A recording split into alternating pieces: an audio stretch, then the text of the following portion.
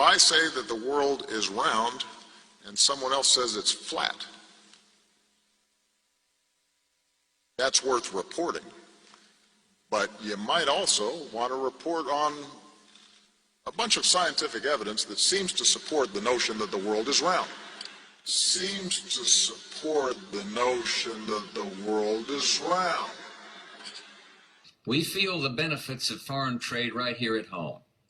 Each additional $1 billion in manufactured goods and trade means another 20,000 American jobs. And yet, in spite of the fact that last year alone, total gross exports accounted for virtually all of this nation's economic growth, a new breed of isolationists seem to think domestic policy ends at the water's edge. Well, thank God they weren't around back in 1492. Imagine the hard time they've given Christopher Columbus. Voices on the right and left are working right now to breathe life into those old flat earth theories of protectionism, of isolationism, that there is no going back. Our new world is far smaller, communications far more instant, our horizons stretch much farther with each generation. This is 1991, not 1791. Horse and buggy attitude won't carry us into the next century. And we will knock down barriers wherever we find them, to open markets, for instance, for our computer software, movies, books, and pharmaceuticals. We will fight hard against protectionism, both at home and abroad. And 5 centuries ago, a man of courage and vision set sail from Europe, searching for new trade routes and opportunities. And he defied the timid counsel of those who said the earth was flat. Christopher Columbus's voyage to the Americas transformed human history. Columbus was an entrepreneur, and the risk he took 500 years ago continues to pay off abundantly today. And today we still have to combat the flat earth mentality, the mindset that urges us to barricade our borders against competition, to shut off the free exchange of food and machinery and skills and ideas. Now, I know there are still a few who insist that climate change is one big hoax, even a political conspiracy. My friends, these people are so out of touch with science that they believe rising sea levels don't matter because in their view, the extra water is just going to spill out over the sides of a flat earth. They're wrong, obviously. For the benefit of those who may still question the 97% of peer-reviewed studies on climate change, let me just underscore, you don't need to be a scientist to know that the earth is round, that the sun rises in the east and sets in the west, and that gravity is the reason that objects fall to the ground. You could pick 100 different examples of simple things that happen every day that reflect science and determinations of science. And you don't need to be a scientist. Those who argued that the earth was flat. And for a long period of time, people argued that the earth was flat, even when the evidence of astronomers and others and explorers evidenced that it was in fact quite the opposite. And so we have, in effect, with respect to climate change in America today, what is fundamentally a flat earth caucus. A bunch of people, some of them in the United States Congress itself, who still argue against all the science, all the evidence. They argue that somehow we don't know enough about climate change, or they argue that the evidence is sufficient, or they argue that it just is a hoax. I mean, we have members of the United States Senate who argue that it is a hoax. Hello, everybody. Good afternoon. Everybody, please have a seat. Have a seat. It is wonderful to be here. Thank you so much. It is great to be in Boulder City. You looked around at this flat, beautiful land. And not only because it's flat, transmission lines were already here. The sun is traveling, and there's no haze, and it's absolutely clear. And so now, you'd think, given this extraordinary sight, given the fact that this is creating jobs, generating power, helping to keep our environment clean, making us more competitive globally, you'd think that everybody would be supportive of solar power. That's what you'd think. And yet, if some politicians had their way, there won't be any more public investment in solar energy. There won't be as many new jobs and new businesses. Some of these folks want to dismiss the promise of solar power and wind power and fuel-efficient cars. In fact, they make jokes about it. One member of Congress, who shall remain unnamed, called these jobs phony. Called them phony jobs. I mean, think about that mindset, that attitude that says because something is new, it must not be real.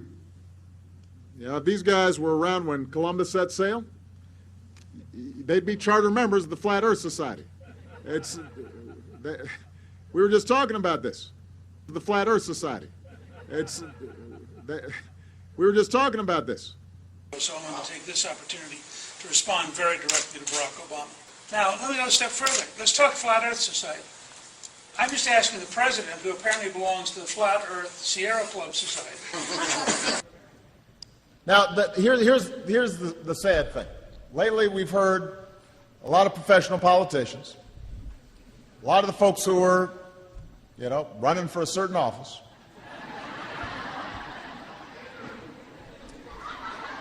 who shall go unnamed. They've been talking down new sources of energy. They dismiss wind power. They dismiss solar power. They make jokes about biofuels.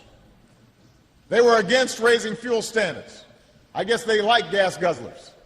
They think that's good for our future.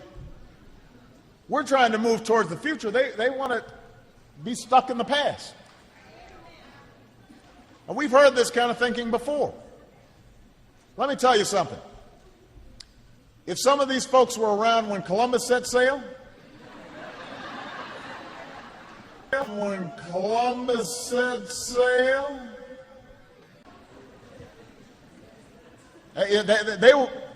must have been founding members of the Flat Earth Society. They would not have believed that the world was round.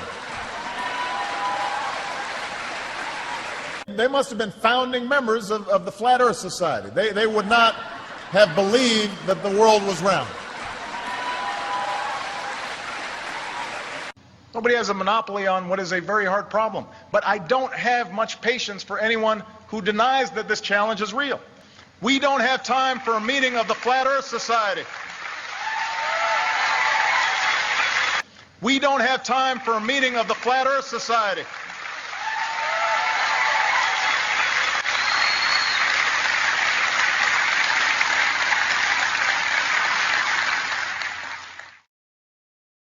Early in the next decade, a set of crewed flights will test and prove the systems required for exploration beyond low Earth orbit. Exploration beyond low Earth orbit. You looked around at this flat, beautiful land, and not only because it's flat, transmission lines were already here. The sun is traveling, and there's no haze, and it's absolutely clear. And so, if I say that the world is round and someone else says it's flat, that's worth reporting. But you might also want to report on a bunch of scientific evidence that seems to support the notion that the world is round. It's amazing to watch the White House continue to argue that the Earth is flat. They argue that it just is a hoax. I mean, we have members of the United States Senate who argue that it is a hoax. which both supports and counters scientific theory or hypothesis, But there is no scientific and evidence that assists counters it. students in developing critical thinking skills to evaluate scientific theories and hypotheses. The legislature recognizes that the teaching of certain scientific topics, such as climate science, may be controversial. The legislature encourages the teaching of such scientific controversies to be made in an objective manner with both strengths and weaknesses of such scientific theory or hypothesis. We, the legislature, recognize that there is a debate about whether Critical the Earth is thinking. round or flat. No. And You let's said- encourage critical thinking by saying there should be a legitimate debate between whether the Earth is round or flat. Because after all, any idiot can walk outside and look and see that it's flat. Why are we going to waste our time with flat Earth people? Now, unfortunately, he still seems to have a soft spot for Giuliani, or he's just doing his job. Thank you, everybody. Thank you very much. Good. Take a listen at what Robert F. Kennedy Jr. said at the New Jersey concert. So I'm going to tell you this, that the next time you see John Stossel or Glenn Beck or Rush Limbaugh or Sean Hannity, these flat earthers. With hot air, author of the Politically Incorrect Guide to Global Warming, Chris Horner, the president and founder of the Global Warming Conference, John Cleveland, and from Natural Resource Defense Council, John Koisman is with us. John, welcome back. Good to see you. First of all, he not only said that about me, flat earthers, corporate toad. Instead, you've chosen to travel the country calling people like Jonathan Isaac and others, myself included, flat earthers. We find that very insulting, goes against the science. Are you a doctor or a medical doctor? Not a medical doctor. Do you have a science degree? And yet you travel the country calling people flat earthers who have had COVID, looked at studies of millions of people, and made their own personal decision that their immunity they naturally acquired is sufficient. To hold them down and vaccinate them. Do you want to apologize for calling those people flat earthers? Years ago, before the pandemic, before much of this, I got fascinated with the idea of flat earthers. Now, this is an entirely new phenomenon. There wasn't really any moment back in recorded history, not the ancient Greeks or the ancient Babylonians or the Incas or whoever else, who actually wondered whether the Earth was actually flat or not. And Christopher Columbus, they knew the Earth was round. There was no danger he was going to fall off the edge of the world. That wasn't what people worried about when he was setting off to discover the Americas or discover a shortcut to India. But recently, over the past few years, a whole bunch of people have decided that the world is flat. Now, everything we know about science, from the people we've sent to the moon, to the photos we've taken from space, to how we explain day versus night and seasons, we know that the Earth is round. But there are a whole bunch of people out there who have decided that the Earth is flat. And they hang out with each other, and they find different ways of proving to themselves that the Earth is flat. Now, that may not seem like a very serious thing, because someone who believes the Earth is flat is not going to necessarily cause tremendous harm to everyone else.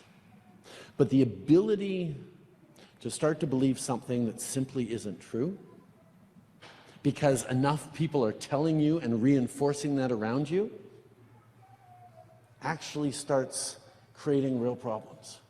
But if someone says the Earth is flat,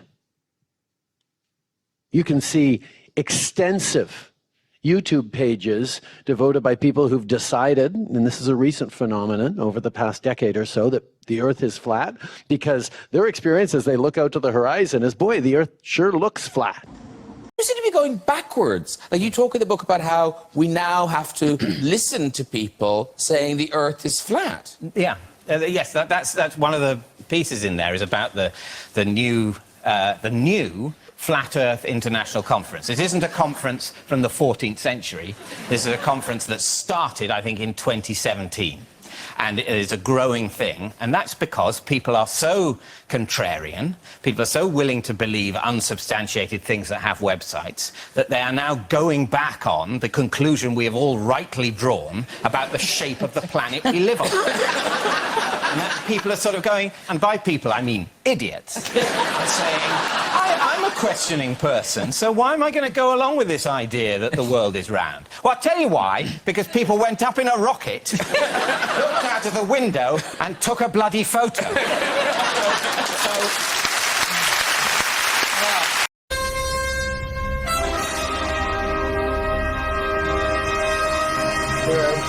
Rockets everywhere this morning, while outdoing his fellow billionaires in the race to space. Amazon boss Jeff Bezos will blast into orbit next month. Do you know what they call that? A rocket. They call it Blue Origin. Does that look a little odd to you? It's just me. Joining us now for more